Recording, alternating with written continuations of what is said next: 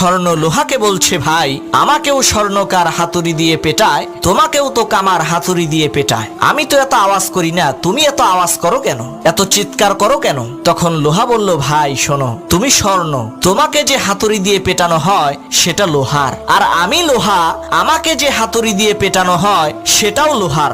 নিজের আপনজন যখন আঘাত দেয় তখন কষ্টটা অনেক বেশি হয়, এ কারণেই বুক ফেটে চিৎকার বের হয়।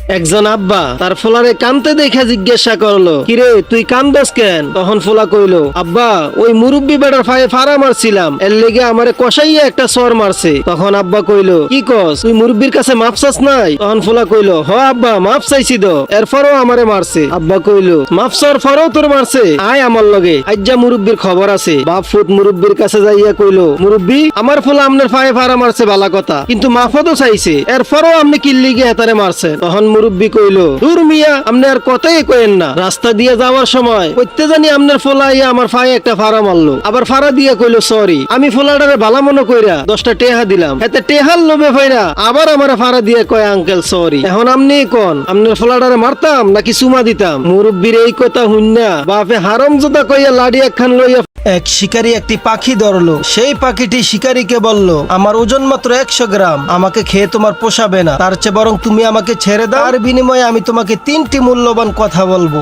যেটা তোমার অনেক উপকারে আসবে। পাখির মুখে এমন কথা শুনে শিকারী পাখিটিকে ছেড়ে দিল। সাথে সাথে পাখিটি উড়ে গিয়ে গাছের একটি ডালে বসে বলল, আমার প্রথম কথা হচ্ছে, যা বাস্তব নয় সেটা তুমি কখনোই বিশ্বাস করবে না, আর দ্বিতীয় কথাটি হলো, যা হাতছাড়া হয়ে গেছে তা নিয়ে কখনোই আফসোস করবে না, আর তৃতীয় কথাটি হচ্ছে এই, আমার পেটের মধ্যে 200 গ্রামের একটি হীরা আছে। পাখির এমন কথা শুনে শিকারী পাখিটিকে ছেড়ে দেওয়ার জন্য আফসোস করতে লাগলো। তখন পাখিটি বলল, আমি আগেই বলেছিলাম যা বাস্তব নয় তা কখনোই বিশ্বাস করবে না, আমার ওজনই তো মাত্র 100 গ্রাম, তাহলে আমার পেটের মধ্যে 200 গ্রামের হীরা থাকবে সেটা কি করেই তুমি বিশ্বাস করলে? আমি বলেছিলাম যা হাতছাড়া হয়ে গেছে তা নিয়ে আফসোস করবে না, কিন্তু তুমি সেটাই করছো, তাহলে তোমাকে উপদেশ দিয়ে লাভটা কি? এই বলে পাখিটি উড়াল দিয়ে চলে গেল।